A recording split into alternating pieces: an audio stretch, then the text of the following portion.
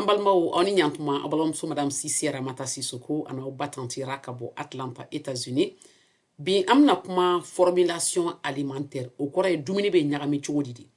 ni kan ga shew ka dumuni dila e baro chogodi ko kaba hake juli kan ga kala sho hake juli kan ga kala ube tiga hake juli ube kori kolo hake juli ube nyo juli ube ika jetemine bu kan ga kala chogomi ube kolo mini ika dumuni kolo to yo ja ko karakare ko nyagamana ou bien itara fɛnw ta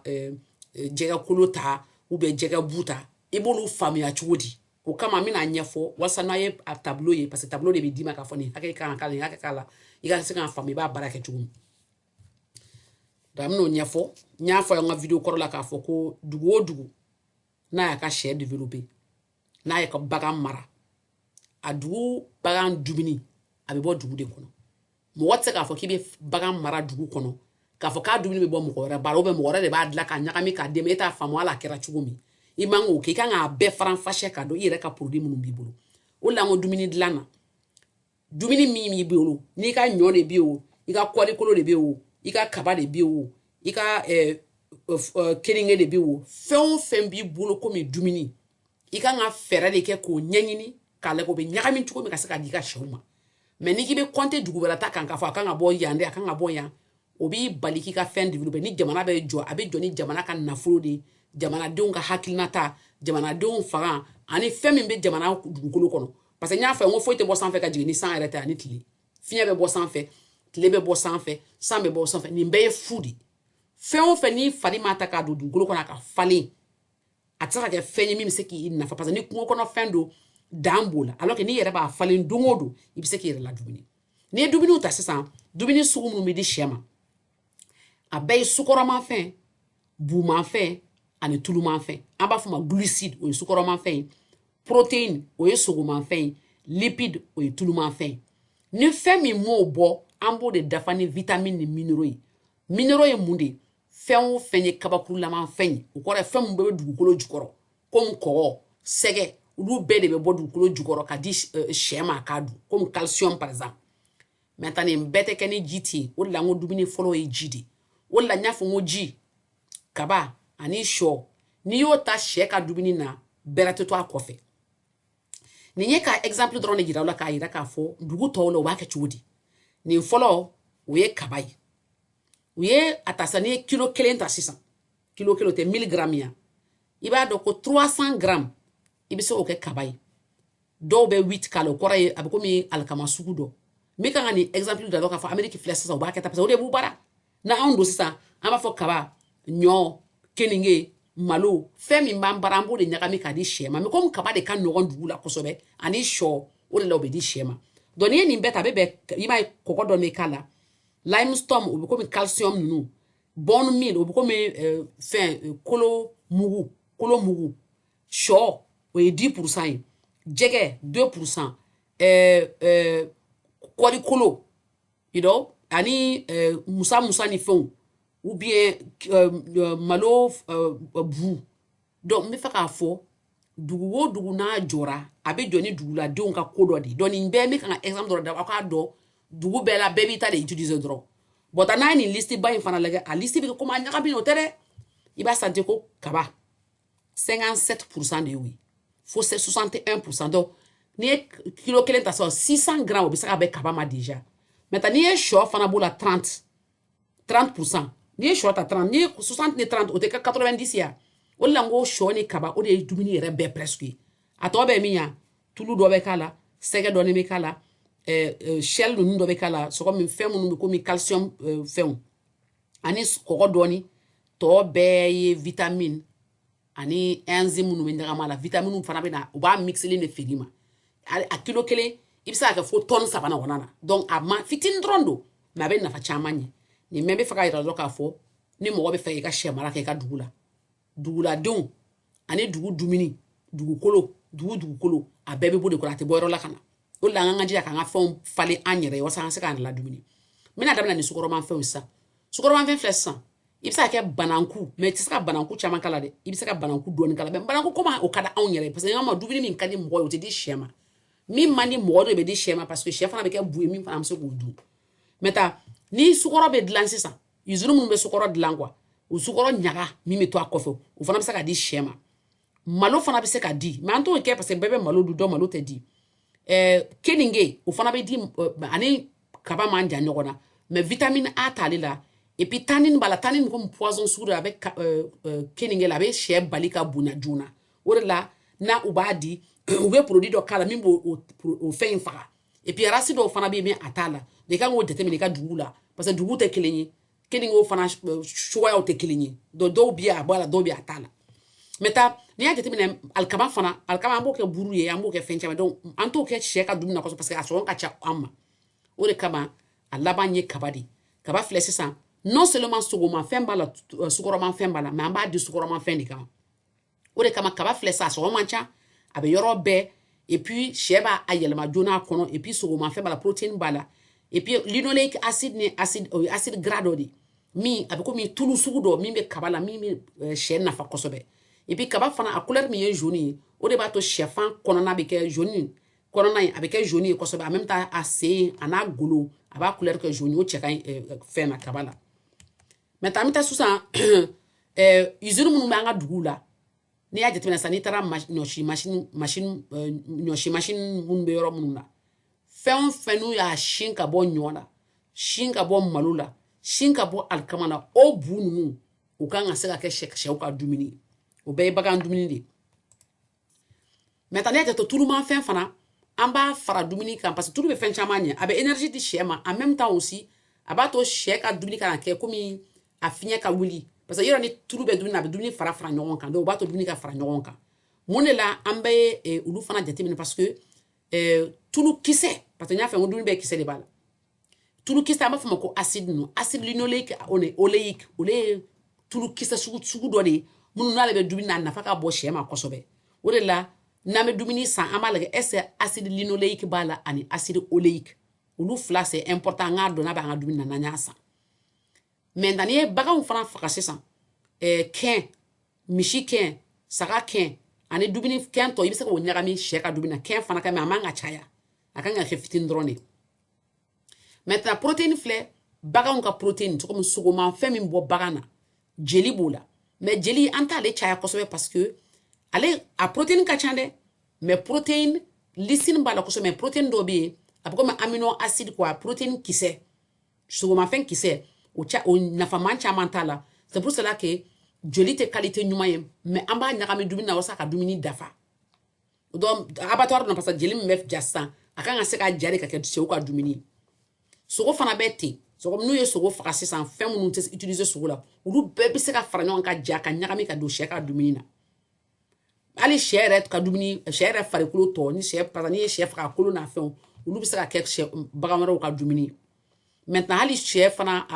a si sɛ si o fana bɛ ja de ka tobi ka kɛ mugu ye ka ɲagami bagan tɔw fana ka dumuni na donc n bɛ fɛ k'a fɔ de foyi man ka fili jamana kɔnɔna na jɛgɛ kɔni an t'o kuma yɛrɛ fɔ parce que jɛgɛ nafaba de bɛ jɛgɛ la a bu a n'a kolo donc o de la an kɔni b'a dɔn tourteau de poisson bɛɛ b'o dɔn an b'a dɔn ko jɛgɛ bɛ ɲagami mais i tɛ fɛ ka jɛgɛ ɲagami kojugu parce que n'i ye jɛgɛ caya a bɛ to sɛ kasa jɛgɛ kasa dɔɔni bɛ k'a la quoi donc i tɛ fɛ ka jɛgɛ caya kosɛbɛ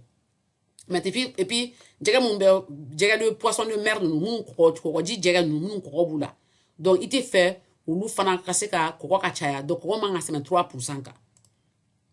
maintenant protéine min yɛrɛ ka ɲi o ye protéine de min ye yirimanfɛnw ye olu pourquoi parce que olu yiri bɛ se ka falen yɔrɔ bɛɛ o fana na an bɛ fɛn soja sɔ de utiliser kosɛbɛ maintenant koko a fɛn fana koko tulu o fana bɛ se ka bɔ protéine b'o la a ɲaga min bɛ to a kɔfɛ o bɛ se ka don sɛ ka dumuni na kɔɔri kolo fana o fana ɲaga bɛ se ka don sɛ ka dumuni na maintenant ni tiga fana mais tiga i b'a tobi fɔlɔ parce que n'i ma tiga tobi a poison tɛ bɔ a la min b'a to a ka sɛ bonya joona parce que n y'a fɔ n ko fɛn caman bɛ dumuni na min bɛ sɛ bali ka bonya an b'a fɔ o ma ko élément antinutritionnel olu kan ka se ka chauffer walasa ka bɔ o kelen de ye soja fana ye o de kama an bɛ kan ka kuma soja kan soja ye mun ye o ye sɔ ye sɔ ale de bɛ utiliser diɲɛ dugu bɛɛ la presque parce que ale de nafa ka bon a danni ka nɔgɔ a bɛ falen yɔrɔ bɛɛ wa a nafa fana ka bon maintenant n'i ye sɔ ta kisɛ fara min b'a kan an b'o bɔ a kan parce que fara in nafa caman t'ale la dumuni ko la ale bɛ komi dumuni tɔ de dumuni ɲaga mais kɔnɔna min b'a kɔnɔ o de nafa ka bon kosɛbɛ ni y'a ta sisan ni ye shɔ ta protéine filɛ sogomafɛnw ye 40% de tulu ye 21% ye glucide ye 34%. donc sukɔrɔ b'a la tulu b'a la protéine b'a la donc shɔ nafa de ka bon o de la an b'ale ka kuma fɔ kosɛbɛ pe ale sɔngɔ ka ca a dilanni ka gɛlɛn. maintenant mun de la an b'ale utiliser parce que fɔlɔ la shɔ kun tɛ mɔgɔ kun tɛ shɔ dilan komi sɛ ka dumuni u kun bɛ taa usine la usine minnu bɛ tulu dilan olu b'u ɲaga de dɔrɔn ta ka taa di sɛ ma mais tellement nafa bonyana sisan fo mɔgɔ yɛrɛ de bɛ sɛ dumuni dilan ka tulu feere tellement a yɛlɛmana o de la an bɛ fɛ k'a fɔ shɔ ka production an kan k'an jija shɔ mara shɔ falenni na Mali la parce que a b'a to bagan ka dumuni bɛɛ ka nɔgɔya an bolo shɔ kɔni nafaba de b'a la adamaden yɛrɛ bɛ shɔ dun a nafa ka bon o de kama fana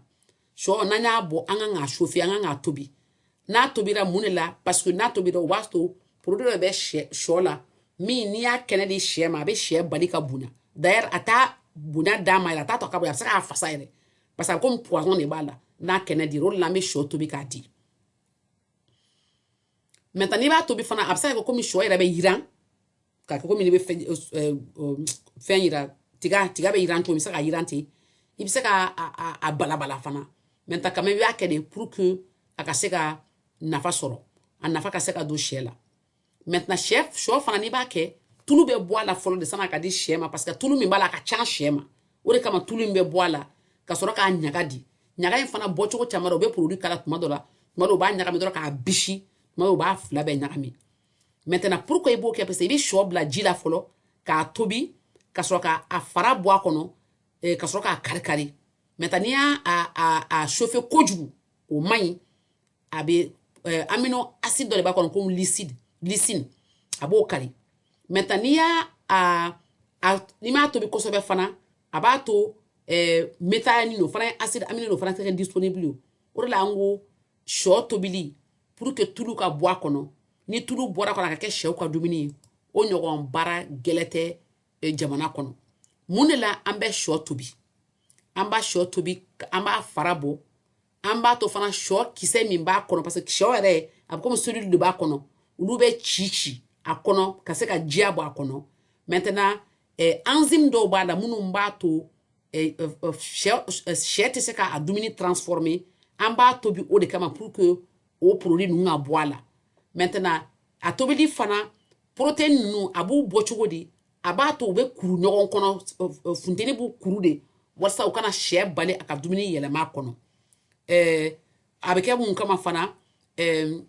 n'i y'a tobi fana a b'a to dumuni tɛ se ka komi yɔrɔ ni mɔgɔ ye tulu k'i bolo i bolo bɛ se ka cɛnɛ dumuni tɛ cɛnɛ kojugu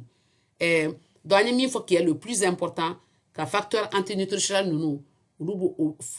fɛn min b'a to shɔ bɛ sɛ bali ka bonya n'a y'a tobi an b'o de bɔ a la o bɛ kɛ yɔrɔ jumɛn o bɛ kɛ machine de bɛ yen mun a bɛ k'u kɔnɔ pour que tulu ka bɔ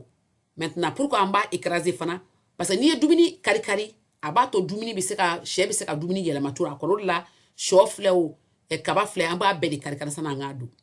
maintenant pourquoi an b'a fara fana bɔ parce que fara in nafa t'a la o de la an b'a folon fɔlɔ k'a fara bɔ a kan et puis encore n'i y'a jateminɛ sisan tulu minnu bɛ k'a la pour que pétrole sugu dɔ de don a bɛ komi exemple produit dɔ de don u b'a kɛ shɔ la pour que tulu in ka bɔ a la joona nin bɛɛ bɛ kɛ mun kama parce que shɔ nafa ka bon mais n'a ma tobi a nafa tɛ don sɛ la ka tulu in bɔ a la parce que tulu in ka ca sɛ farikolo ma tulu in bɛ feere mɔgɔw b'o utiliser en même temps dumuni tɔ bon hexane min bɛ fara kan hexane o ye produit dɔ de a bɛ komi pétrole sugu dɔ o bɛ k'a la walasa tulu in ka se ka sama ka bɔ a la joona dɔw fana bɛ min kɛ u b'a ja fɔlɔ n'u y'a ja u bɛ sɔrɔ k'a chauffer ok k'a balabala k'a simi k'a fɛn quoi k'a kɛ fumée la vapeur la a bɛ komi k'a wusu n'u y'a wusu chaleur min bɛ yɛlɛ a kan o b'a to produit minnu b'a kɔnɔ min bɛ sɛ bali a ka bonya o bɛɛ bɛ faga donc a tɔ bɛ se ka utiliser maintenant n'a ye jateminɛ ma min ni video in banni yɔrɔ min dugu o dugu n'i y'a ta diɲɛ na dumuni min bɛ dɛ sɛ ma a fɔlɔ o ye kaba ye a filanan o ye shɔ ye a tobilen komi n y'a ɲɛfɔ cogo min a sabanan fɛn o fɛn b'a jɛ o bɛ fara kan o de ye vitamine ni minéraux ye mais bɛɛ b'i ka i yɛrɛ de ka produit utiliser maa si t'a bɔ yɔrɔ si voilà donc minéraux minnu bɛ k'a la olu bɛ kɛ fitini dɔrɔn de don n'i y'a jateminɛ n'i ye tɔni kelen yɛrɛ ta a tɛ hali kilo 2 bɔ ou bien kilo 1 de ye minéraux bɛɛ ani vitamine bɛɛ mais o bɛɛ la a valeur ka bon a nafa ka bon n'an m'a kɛ et puis a sɔngɔ man ca mais n'i m'a kɛ dumuni na sɛ tɛ bonya minéraux jumɛn bɛ yen fɛn minnu bɛ dugukolo kɔrɔ calcium phosphore sodium ani chlorine n'i y'a jateminɛ sa calcium ani calcium min bɛ komi dɔrɔn fɛn kabakurulama fɛnw quoi phosphore ye sɛgɛ dɔrɔn de sodium chlorine o ye fɛn kɔgɔ le sel NaCl o dɔrɔn de don donc n'i y'a jateminɛ bien que ninnu ye dumuni fitinin de a nafa ka bon kosɛbɛ o de la ne kan k'a fɔ calcium phosphate de dicalcium phosphate de roche farine d'os olu bɛɛ bɛ kɛ pour que ka se ka koloman fɛn de di sɛ ma walasa a kolo ka sigi ɲɔgɔn kan calcaire ninnu bɛɛ bɛ k'o la coquille d'huître ninnu coquille ninnu bɛɛ bɛ di o de kama mun na parce que o b'a to a ka se ka calcium sɔrɔ ka phosphore sɔrɔ ka sodium sɔrɔ ka chlorine sɔrɔ kɔgɔ ani sɛgɛ ani coquille olu de bɛ se ka dumuni dafa en même temps an bɛ se ka fɛnw fana fara a kan sɔgɔma kungo kɔnɔma fɛnw n'a y'a jateminɛ n'i bɛ fɛ ka dumuni di sɛ ma yɔrɔ o yɔrɔ i bɛ taa i ka tableau ta sisan k'a lajɛ dumuni sugu jumɛn bɛ yen n'u ko par exemple ko sukɔrɔmafɛn i b'a jate sukɔrɔmafɛn o bɛ se ka kɛ ne bara kaba ye a bɛ se ka kɛ ɲɔ ye a bɛ se ka kɛ keninge ye i b'a ta fɛn min b'i bara donc i b'a jateminɛ fɛn min sɔngɔ ka nɔgɔn a bɛ sɔrɔ i ka so a bɛ sɔrɔ i ka dugu la you know et puis sɛ bɛ dumuni sugu bɛɛ sɔrɔ a kɔnɔ a kɔni bɛ fɛ fɛn kelen de kama pour que i kana wari caman bɔ dumuni na mais sɛ ka se ka dumuni saba minnu an y'o fɔ glucide protéine lipide minéraux ani vitamine j'espère que nin y'aw dɛmɛ mais turuto yɛrɛ bɛ dilan cogo min an bɛna video wɛrɛ k'o kan n bɛ fɛ ka t'o kɛ usine yɛrɛ de la ka taa n jɔ k'a yira la a bɛ kɛ cogo min machine dɔrɔn de la komi ɲɔsi machine u b'a don k'a digi a bɛ chauffer a kɔnɔ a bɛ bɔ tulu bɛ bɔ yan fɛ ɲaga bɛ to yan fɛ ɲaga in de bɛ ɲagami ka kɛ kaba la dumuni o dumuni b'i ka dugu la i b'a essayer k'a lajɛ fɔlɔ est ce que a bɛ marcher a tɛ marcher wa maa si tɛ bɔ n'a ye dugu wɛrɛ la bɛɛ b'a k'i ka dugu de la i ka dugu dumuni i b'o de ɲagami ɲɔgɔn na ni furabulu dɔ bɛ kungo kɔnɔ i ɲɛ b'a la i bɛ se k'o mélanger k'a di k'a lajɛ n'a bɛ marcher i bɛ testing dɔ kɛ hali Amérique yan min dumuni fɛn bɛɛ bolo don o don u bɛ kura kura da b'a fɔ nin ka ɲi nin man ɲi munna o bɛ kɛ parce que jama i bɛ miiri jama bɛ se ka fɛn utiliser fɛn min b'a to i ka jamana bɛ se ka taa ɲɛ fɛn o fɛn n'i b'a utiliser a ka k'i bolo i bolo kɔrɔ i yɛrɛ ka se k'a sɛnɛ i ka se k'a bɔ i yɛrɛ ye o de kɔni ye leçon ye nin bɛɛ la donc a k'an bɛɛ san wɛrɛ j'espère que nin y'aw dɛmɛ an bɛ kuma fɛn wɛrɛ kan se wɛrɛ inchallah merci beaucoup ala k'an to ɲɔgɔn ye